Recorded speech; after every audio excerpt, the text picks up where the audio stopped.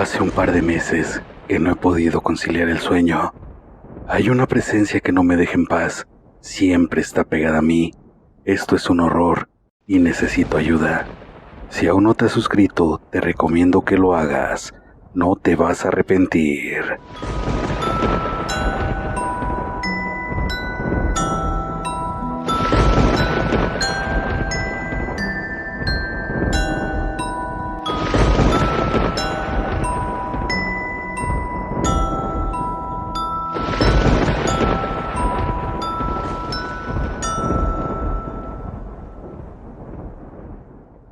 La voz del oculto les presenta... Platicaba con un fantasma en el panteón. Joaquín es mi nombre, y les voy a relatar en cómo mi vida se ha ido convirtiendo en un infierno. Yo jamás había creído en los espantos, ni en las brujas, o todo tipo de historias que cuenta la gente, siempre retando a mi suerte y haciendo mofa de todo lo paranormal. Soy albañil, y mi trabajo bajó mucho en el tiempo de pandemia. Igual que todo el mundo, el ir día a día me hacía que a veces cayera en desesperación. Un día fui a la iglesia a pedir para que me fuera bien, y al párroco se le cayó una repisa. Al estar sola en la iglesia me acerqué y ofrecí mi ayuda. Él enseguida aceptó y estuvimos platicando. Me dijo que quería que le cotizara unas reparaciones ahí mismo en la iglesia, que no era mucho, pero que tal vez me ayudaría con la situación. De inmediato vi los trabajos que se tenían que hacer y me puse manos a la obra. Como no había misas, para mí era más rápido el terminar porque no tenía que esperar a que no hubiera gente para poder trabajar. De ahí fui conociendo a varias personas que eran asiduas a la iglesia, y en una de estas tardes se acercó a mí una viejecita que tenía una voz y una actitud muy amables. Me preguntó que si podía hacer un presupuesto para el arreglo y reparación de la tumba de su marido, ya que estaba muy deteriorada. Acepté y fui, ya que el panteón está a espaldas de la iglesia. Llegamos enseguida y me dijo cómo quería que quedara. Me pidió algunas opiniones, por lo que le recomendé materiales más duraderos, detalles, para que quedara la tumba muchísimo mejor que nueva. Ella aceptó y me dio el trabajo. Pasó una semana y acabé en la iglesia. Empecé con la tumba. Al verme ahí, mucha gente se me acercaba a pedirme presupuesto, y así hice 3 trabajos más. El último que me contrató fue el señor Simón, el cual tenía una cripta. Estaba muy grande, era para 10 espacios para los féretros y otros cuantos más para cenizas. Así que me iba a tomar tiempo llevar a cabo la restauración. Así le hice el presupuesto, y cuando quise dar recomendaciones, don Simón me paró en seco. Me dijo que no era grosería, pero que me pegara exactamente a lo que él me pedía. Ahí sí me entró como una especie de ansiedad, al estar al lado de los ataúdes. Le pregunté que cuántas personas estaban ahí, y él me dijo que aún nadie, que estaba vacía, ya que por fortuna aún su familia no lo utilizaba. Me quedé más tranquilo, me dio el anticipo y esperé al otro día para encargar el material. Cuando me llegó, me puse a trabajar. El primer día todo transcurría con normalidad. Finalicé mi jornada y ahí junto pasó un señor bien vestido y me dijo buena tarde joven, sin voltear a verme, y yo solo respondí el saludo. Al otro día, como a mediodía, estaba quitando el piso y me encontré con algunos frascos y bolsas enterradas. Obviamente las saqué, ya que me estorbarían para emparejar aquel piso. Realmente no les tomé importancia. Ya en la tarde pasó de nuevo el señor y ahora llevaba un niño de la mano. Se detuvo frente a la cripta y se acercó. Empezamos a platicar. Su acento era muy peculiar. El niño fuera de la cripta solo me miraba de reojo, como si no quisiera verme de frente.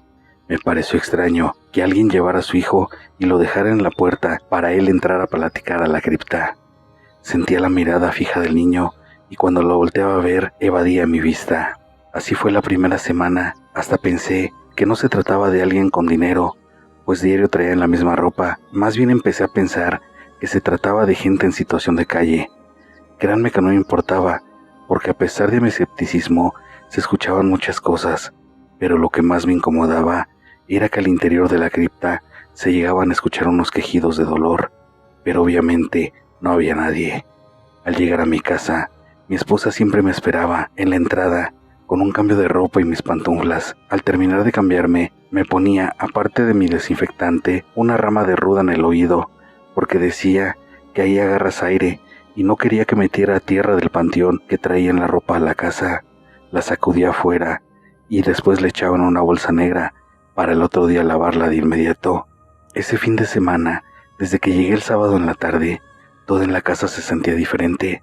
Mi esposa estaba asustada. De inmediato me dijo que la llevara a la iglesia porque quería agua bendita para regarla. Le reproché que por qué si yo venía de allá no me dijo para llevársela. Aparte, ya estaría cerrada. Como no había misas, la cerraban temprano, que aguardara para el lunes y se la llevaría. Mi mujer agachó la cabeza y se fue a la habitación. Me sentí muy mal y la seguí. Al entrar estaba llorando. Le pregunté qué tenía y solo respondía nada. No tengo nada. Al seguirle insistiendo, me dijo, ¿para qué te digo si jamás me crees? Me senté junto a ella y la abracé. Dime, ¿sabes que siempre te apoyo y trato de ayudarte? Ella me empezó a contar que casi toda la semana le había dolido la espalda y que a cualquier hora del día miraba sombras. Le movían las cosas del lugar y en repetidas ocasiones escuchaba portazos, ya sea de las puertas de la recámara o de las alacenas. Ella por la pandemia empezó a trabajar desde casa, así que también me dijo que cuando estaba en la cocina haciendo la comida, escuchaba el rechinar de su silla de trabajo, seguido de ruidos como si alguien estuviera escribiendo con el teclado de su computadora. Ella esperaba que me burlara y como siempre le dijera que era su imaginación, que se había sugestionado, pero me quedé serio y pensando. Le dije, te entiendo. Yo en las noches no puedo dormir, siento una pesadez sobre mi espalda todo el día. También que alguien me sigue todo el tiempo. Pensé que estaba quedando loco, pero ahora tiene sentido. El lunes hablaré con el padre para ver si puede venir a la casa para bendecirla. Lo del resto del sábado y el domingo, las cosas paranormales estaban escalando, ya que se abrían las puertas, pero era frente a nosotros, y yo veía de reojo la figura de un niño escondiéndose por los rincones. Fue un fin de semana medio raro. El lunes llegando al trabajo, primero pasé a la iglesia a pedirle al padre agua bendita, pero no estaba, así que le dejé el recado al sacristán y me dirigí al panteón de nuevo a seguir trabajando. Llegó el señor a platicar conmigo y el niño de nuevo en la puerta. Le pregunté en varias ocasiones en dónde vivía y por qué siempre estaban ahí. Al voltear de reojo al ver al niño, las imágenes que vi en mi casa el fin de semana se me vinieron a la mente. Me miraba igualito. Me volteé hacia la pared, ya que estaba haciendo unos detalles y seguía bien entrado en la plática, cuando escuché la voz del padre, que me decía, ¿con quién hablas, hijo? Al voltear estaba solo y salí a asomarme. Estaban aquí un señor y un niño, siempre viene aquí a platicar. Bueno, al menos el señor, porque el niño ni se pasa. El padre Fermín se me quedó mirando muy raro y me dijo, no, hijo, yo he venido viendo todo el camino de entrada y no ha salido nadie de aquí. Le dije, caray, padre, no me vacile, se acaba de salir, estaba aquí platicando.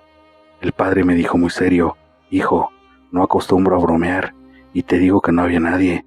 Estabas hablando solo y por la ventana se miraba. Así en verdad hasta pensé que estabas con alguien, pero al entrar y verte solo se me enchinó la piel. Me senté porque sentí que las piernas se me doblaban.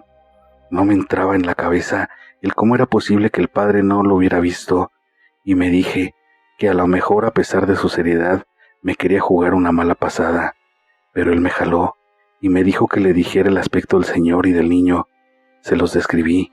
Me preguntó que por qué lo había ido a buscar y le relaté mi fin de semana tan horroroso que tuve. Me contestó que no era coincidencia de las cosas que me pasaban en la casa y la ánima que vi en el panteón. Al escuchar esto, sentí que me faltaba la fuerza y que me desvanecía. Fue una muy fuerte impresión el siquiera tomar en cuenta de que aquel hombre y el niño con los que estuve toda la semana no fueron más que unos fantasmas que rondaban el panteón. El padre me jaló y me dijo, es mejor irnos por un rato para que me platiques más a fondo todo.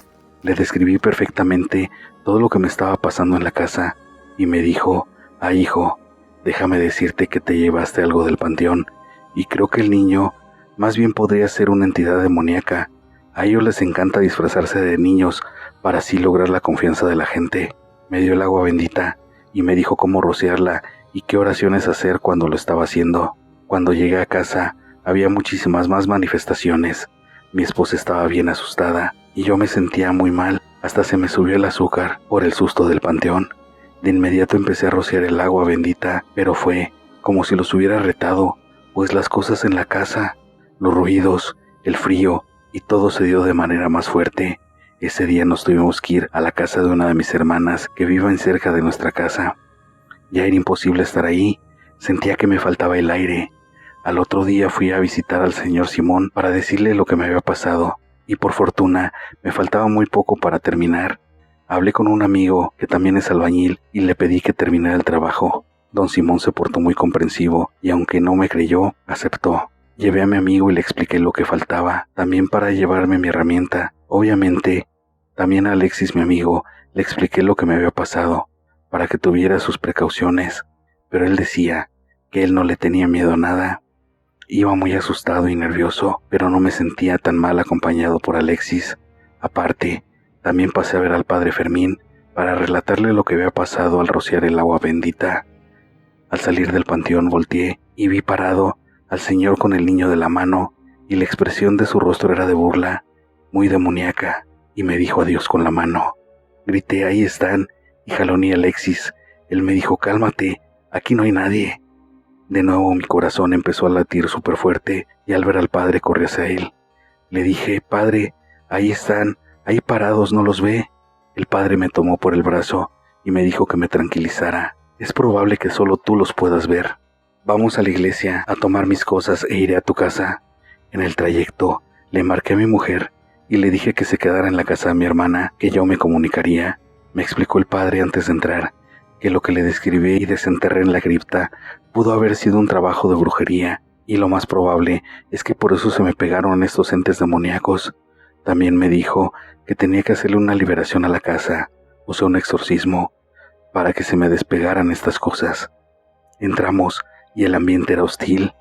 No me lo creerán, pero parecía una casa de terror. Salía todo volando, las luces se prendían y se apagaban, lamentos y llantos se escuchaban por los rincones. Estuvo cerca de 4 horas bendiciendo la casa, y cuando entramos a mi cuarto, claramente vi al señor y al niño junto a mi cama. Me miró y comenzó a reír. Solo alcancé a escuchar, el cura no te va a ayudar, antes de caer desmayado. Cuando volví en sí, estaba en un sillón de la sala. El padre me intentaba despertar con alcohol.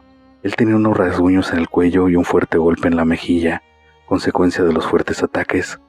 Llevamos 2 meses en la casa de mi hermana, mismos que yo llevo sin poder conciliar el sueño bien. El padre Fermín me pide fortaleza, pues me dice que es un proceso muy largo, ya que los entes los tengo muy apegados y no sé qué hacer. No sé si podré algún día regresar a mi casa sin que estos demonios sigan ahí. Gracias por escuchar mi relato. Si te gustó, regálame un like. Si aún no te has suscrito, te invito a que lo hagas. Activa todas las notificaciones para que no te pierdas el contenido. Ayúdame a compartir el relato para así poder llegar a más aficionados al terror. Deja tus comentarios, todos son bienvenidos y me ayudan con el crecimiento del canal. Y recuerda que siempre detrás de ti está la voz de lo oculto.